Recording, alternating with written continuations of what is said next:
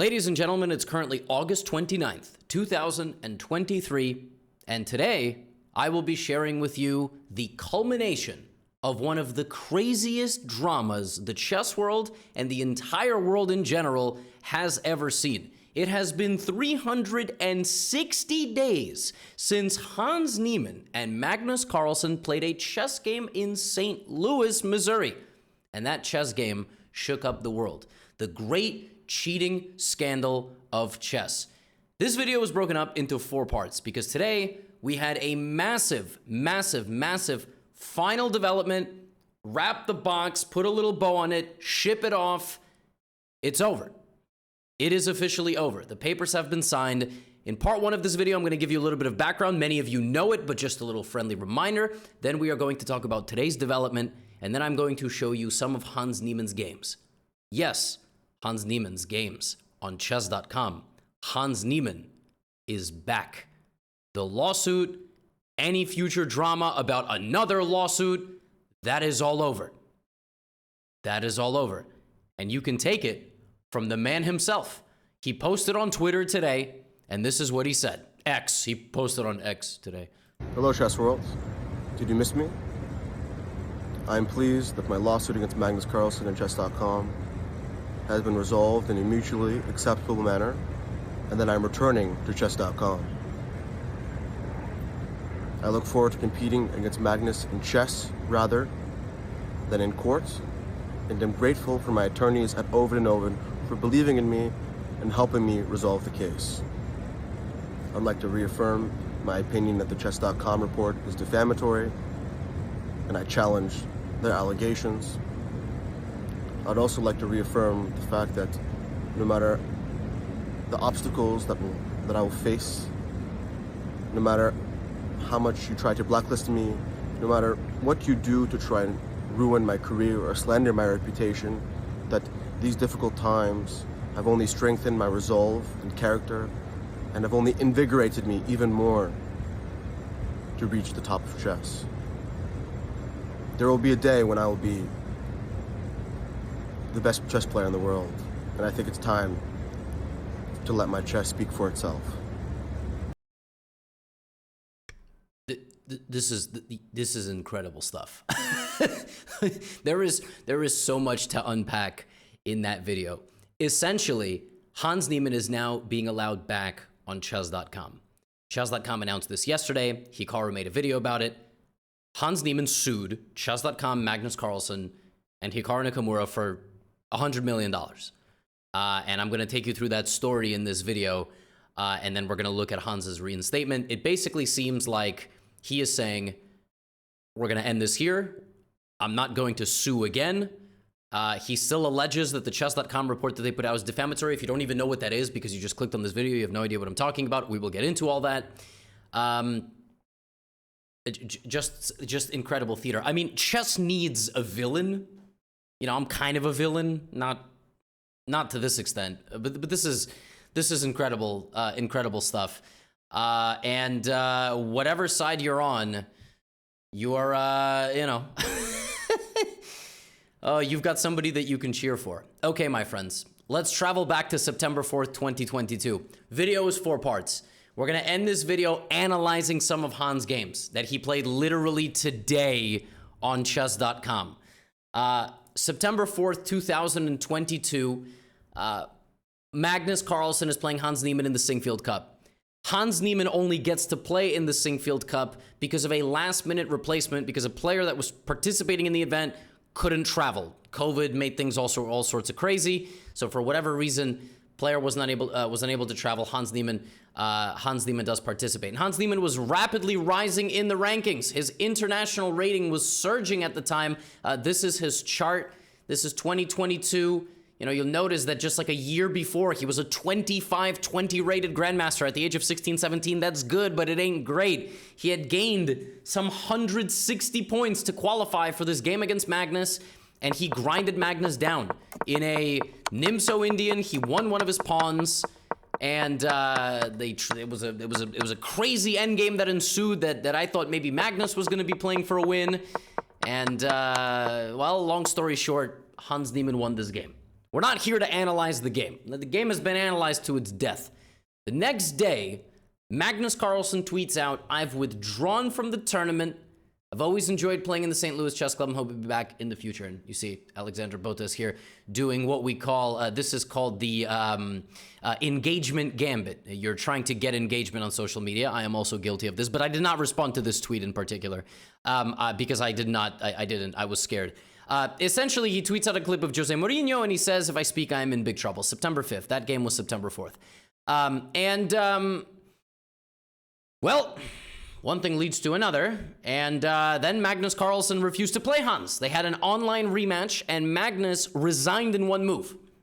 So at this time, the entire chess world started spinning, right? And during this tournament, Hans gave an interview after one of his games where he essentially cleared the air. Hans said himself that he has cheated online in the past, but he would never dare to do it in an over-the-board tournament. That's what he said. He gave an interview, and he said he's done it when he was 12 and 16, and you know, he just did it to get a higher rating, to play against the top players, and he would never dream to do it over the board. Okay. That's a massive piece of information that you are dealing with. While it is true that if you cheat at the ages of 12 and or 16 years old online, it doesn't mean that you're also going to cheat over the board. It's very difficult to cheat over the board. But you can imagine how that doesn't really help your case, right? Like, that's not a good thing. That's called having a record. And at this time, you know, memes started circulating, and some by Elon Musk, who retweeted and then deleted this tweet, actually, a copy pasta meme of a person having a vibrating device in their anus, which helped them play chess better. Now, there have been many ways that people have cheated at chess in the past, like going to the toilet and then getting, you know, your cell phone, or by having a person in the room stand at a certain quadrant. There's been many ways that people have cheated in chess in the past, and this theory got picked up by every international news network. I am not exaggerating. Everybody. I was contacted by 10, if not more, media publications trying to get me to tell them something about this, and if it was even real. If you walk on the street right now and say the words canal minus C beads to somebody, because kids might be, you know, I gotta speak in code, they're gonna associate that with chess, not the other thing that it's used for. This was so big, and also at the time, chess.com put out something that they called the Hans Niemann report. I gotta get a Gotham report, by the way, where they essentially made a 72-page report of all of their communication, the fact that Hans Niemann has had an opportunity to play in the past, again, on chess.com, that he admitted to. And then this was all of the times that chess.com alleges that he was cheating. And you know, there's statistical evidence discussed here and whatnot and so forth. And as you heard in the clip, Hans Niemann says that this report is defamatory. So did he admit? Did he not admit? Is he rescinding the admission? That's where there's a lot of confusion. And this is essentially a massive report about anonymous confessed grandmasters who have cheated on chess.com, which is crazy. And then we have chess grandmaster Hans Niemann filing the lawsuit, right? So this came right after this, and then it was quiet. And then it was quiet for a while. Nobody could really talk about it. You know, information is under embargo when there was a lawsuit. And then it got dismissed. The lawsuit was dismissed about a month ago, July 2023. So some 9 months later, people, you know, probably conceived a child while having after playing chess, and the chess they got into because of Hans Niemann and Magnus Carlsen. Imagine that. Imagine there is a cheating scandal, and you and your loved one get into chess together, and you have such a passionate time that you conceive a child, and then, you know, your child is born, and then the lawsuit is dismissed. I mean, what a beautiful storyline. They should make a movie about this or something. So the lawsuit gets dismissed because of jurisdiction, because of the way that you sue somebody, and depending if it's defamation, you got to sue them there. But Hans Niemann, I'm pretty sure, is a New Yorker who, like, lives most of his time abroad, or maybe in New York. I don't even know where he is in the world. Hans Niemann, Magnus Carlsen is Norwegian. This incident occurred in St. Louis, but then it was discussed internationally. It's very, very confusing. So the lawsuit is dismissed, and I thought that was the end of it, but it's not quite the end of it. because he could still sue again. Like, some of the claims were not debunked, they were just dismissed, which means he could bring it back to a court. But that was all thrown out because as of yesterday, chess.com put out a statement and they said, and I'm going to pull it up for you in a second. I'm an idiot and I closed the tab over here on my side monitor. But they said, as of today, they have moved on in an amicable fashion. We are pleased to report we have reached an agreement with Hans. No further litigation. And they have reinstated his account. So let's discuss this, and let's also discuss one more thing. While this was going on, and Hans reached the peak rating of 2708, over the last however many months, he has lost a lot of rating. And he has lost some 50 points, right? Like 12.6, 13.6, that's 26.2. And that's I mean, it's like, yeah, 47, 48 points, you round up. And this has sort of made people point to the fact that the insinuations were right. That he cheated here, but now that this is happening, his rating is decreasing. That's sort of the argument that people are making. That, well, look at, the lawsuit happened. But he is one of the most active players. Look how many chess games this lunatic plays. And I say lunatic in a complimentary way, okay? I could never imagine playing this much chess. Essentially what's happening to Hans is that ever since the lawsuit happened, ever since this whole incident happened, he's not going to get invitations to play closed events. Physically, face-to-face. Like, if I'm a chess club organizer and I want to invite Magnus, Hikaru, all these guys, am I also going to invite Hans before all of this happened? Probably not, right? Because of the whole thing that's going on. Now that this has been dismissed and they've moved on without further litigation, he's being brought back to chess.com. We got to analyze what this is. We have to analyze whether this is a win, whether it's a loss. I personally think it's more of a win than it is a loss, than it is a negative. But I mean, I gotta sit here and wonder what's gonna happen to the next junior player who's 14, 15 years of age and is gonna get banned for cheating. Like, I think a public service announcement here is, if you watch this and you're a titled player, they don't really watch my videos, they're jealous. But if you were watching and you're a grandmaster and you're gonna cheat and get banned, like, I don't think you can threaten to sue them for 100 million. Like, Hans did not set a precedent here to get unbanned. That's not what this was. There was a lot of moving parts here. There was the fact that Magnus insinuated that Hans cheated in the game against him, but there's no physical proof. You cannot physically prove somebody's cheating unless you kind of catch them in the act. It's very difficult. It's all statistical, it's behavior at the board, but Hans has a pretty big history, which he admitted to. Although he did say the report is defamatory, he did admit to it. And so this is part of a bigger narrative. Single-handedly, the biggest threat to chess competition is cheating. The same cannot really be said for many other sports, and I'll explain. If an athlete takes performance-enhancing drugs, they just blood test you, they check your pee. If you exceed a level, they just kick you out, right? Chess is very different. If you really can get a microscopic device under your arm, you kind of like the CIA. I mean, really, like, you're gonna really do some things that these tournaments probably don't have airport scanners. They probably can't truly catch you in the act. So if a person was dedicated enough, I feel like they might be able to get away with it. Now, that's a problem, right? Especially and online as well, like sitting right here. I mean, how can you possibly monitor whether I am actively cheating except for the statistics? Except for the statistics of my play. If during prize money events I outperform myself by 25%, I'm probably cheating. But it's a big problem in chess. Then we need to align on things like, does cheating online get you kicked out of a live event? Like, can that affect? Only poker has an online and a live component. If you cheat in online poker, will they not let you into the World Series of Poker? Does that make sense? No other sport has this. You can't play online tennis. What? I cheated in Wii tennis, so they don't let me into the US Open. No, that's not how that works. So we need to get aligned. It would be really helpful if the biggest chess websites, chess.com, Lead Chess, and so on, like, are they gonna share information? Probably not. Probably not. They're not going to share, oh, we banned this guy on our website, but he doesn't, maybe He's not going to cheat on your website or whatever it is. It's very tough. What do we do? What do we do? And do we grant second chance and third chances to teenagers? I don't think a 12-year-old should be tried the same way as a 30-year-old.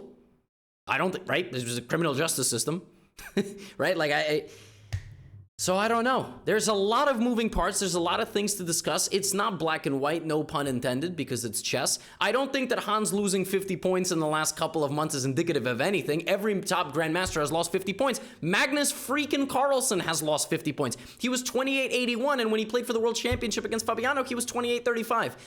Things go up and down, you know? Does it help him he has a history? No. Is everybody going to be suspicious when they play against him in the future? Probably a little bit. You know what I mean?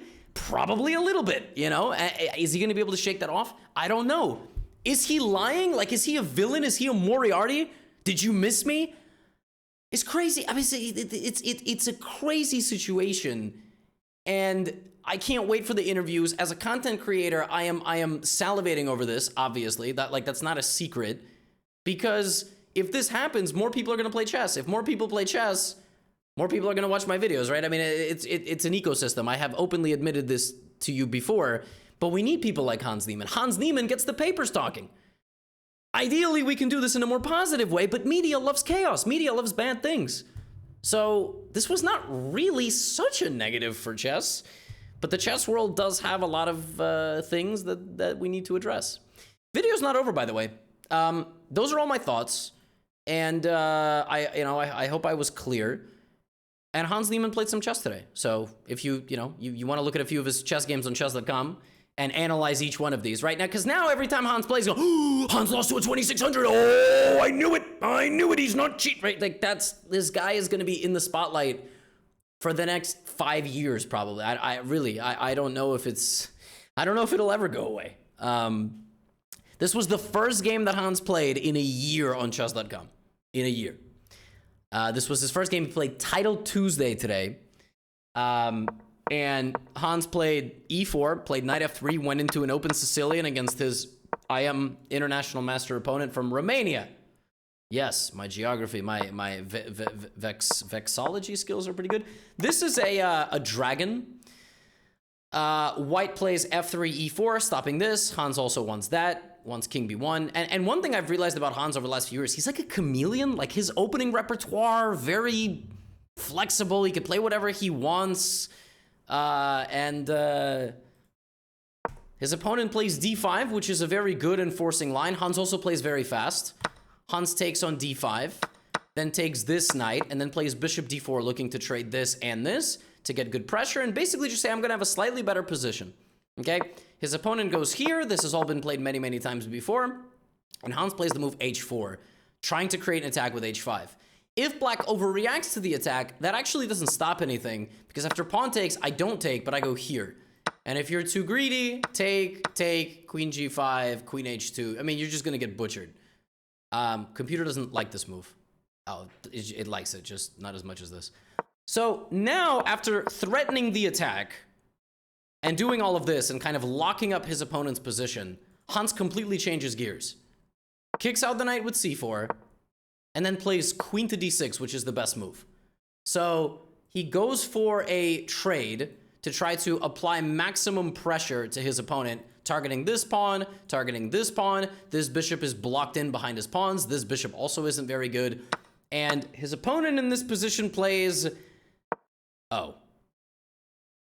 I think the opponent kind of got caught in the spotlight a little bit and attacked the rook, thinking he was going to get something like this.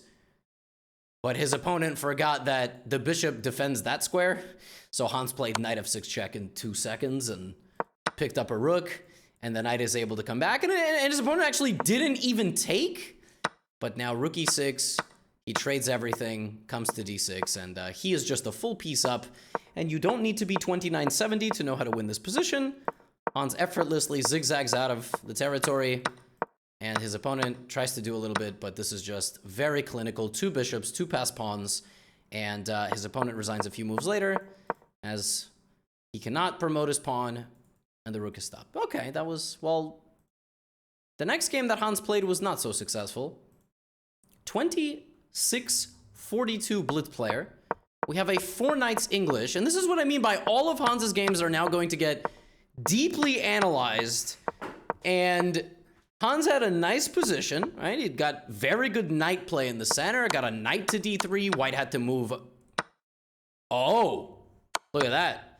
The bishop sees the queen, so in this position, he can sack the queen and then take on e7. That's very fancy. And now we got this position. And his opponent plays rook c3, trying to win the pawn. Hans instigates and pushes the pawn to a3, creating a light squared weakness that the bishop could target. White plays here, rook b1, and knight f4, giving this up because of this, and he's going to win his own pawn. And now we have an endgame of 5 pawns each. Knight and bishop, Hans still trying to put pressure, and Hans plays rook takes d3, because if you take this rook, like this, there's this, and if you take the other rook, you take the other rook, right? So White has an option of which rook to take, but then the rook is going to take the other rook. But Hans blunders rook a7 check. Insane. Hans plays rook takes knight and blunders rook a7 check, and now both rooks are hanging. Now, Hans is not completely lost, but it's a really bad position because White has so much activity.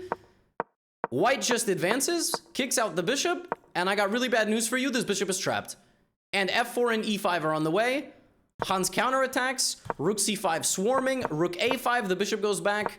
But unfortunately, it's very, very difficult to defend yourself here. And Hans gets mated with a pawn, which his opponent misses. But unfortunately, the pressure pays off, the rook is trapped, and Hans just losing too much material. Second game back on chess.com, he goes down to a 26-42. I'm just saying, every single game that Hans plays from this point forward is going to get analyzed under a microscope. And people are going to have theories, it's going to be a wild time. But listen, he is in good shape. He played a couple of games after Title Tuesday against one and only Daniel Naroditsky, and they were some banger games. Naroditsky won a good amount of them, but Hans came to attack. He was pushing his G and H pawns, bringing his bishop, bringing his queen. Knight d2, f5 there played. En passant possible, rook g1 and all of this. Bishop h3 looking to trade off Danya's bishop to fight on the light squares. And we got a position that was knight versus bishop once again. Knight versus bishop. Hans for a second time. I think last game he had the bishop. This time he has the knight. Danya looking to create attacking chances over here. 3,100 blitz. All right? I mean, really no joke. Hans defending himself against mate. And now a massive skirmish breaks out. Knight g5 going for checkmate. f4 looking to deflect the pieces off the rank. d3. Monster counterattack by black. Bishop, pawn, queen take. Queen takes pawn. Rook g2. And in this position, there is one of the most disgusting things I've ever seen. Danya played queen f5 to stop queen h7 mate, but rook f2! If you take the queen, it's mate! And if you take this, it's mate! So the only way to survive this by black is to lose everything. Play something like rook c2. If king takes, rook c8 check, and now there is no rook hanging there. But, of course, it's just completely lost. But he missed it! Hans missed it, and we went into an endgame. We went into an endgame where Hans tried to attack and win the d-pawn and tried to advance the d-pawn. Danya tried to defend and attack and use his G and H pawns. Very complicated game. 40 seconds left per player. Hans, incredible. Rook e7 looking to sack the rook, put a knight on d6, d5, d6. And we got into a crazy scramble where the rook is being removed from the back rank. Danya, of course, one of the fastest chess players on the internet, created a meaningful amount of counterplay. It was a very complex back and forth game, but it's not Title Tuesday. And ultimately, despite Naro being, like I said, really one of the fastest players on the internet, he succumbed to the pressure. So Hans a bit all over the place. His first day back, winning a couple of games, lost a couple of games. And we did not get a matchup versus Magnus or versus Hikaru, but let me tell you something. When we do, you best believe there are going to be recaps on this channel. To summarize, cheating is a very important issue the chess world has to tackle. It's also not clear where we stand of the online flowing into over the board, and whether that means information will be shared or not. Do we give minors more chances than we give adults? As far as this entire issue, The fact that you have a previous record could affect future performances live over the board, but live over the board performances are very difficult to prove to be cheating unless you actually catch somebody in the act. In this issue, what I have realized is every party could have done something better. In hindsight, should Magnus have withdrawn from the tournament the way that he did? Probably not. Should Hikaru have poured it on during the early days? Probably not, even though he might have his own opinions, and in his video he said that other people probably also have opinions that they don't come publicly about in the world of chess. Like, people just keep things to themselves because they don't want to be caught in crossfire. You know, could chess.com have done things a little bit better?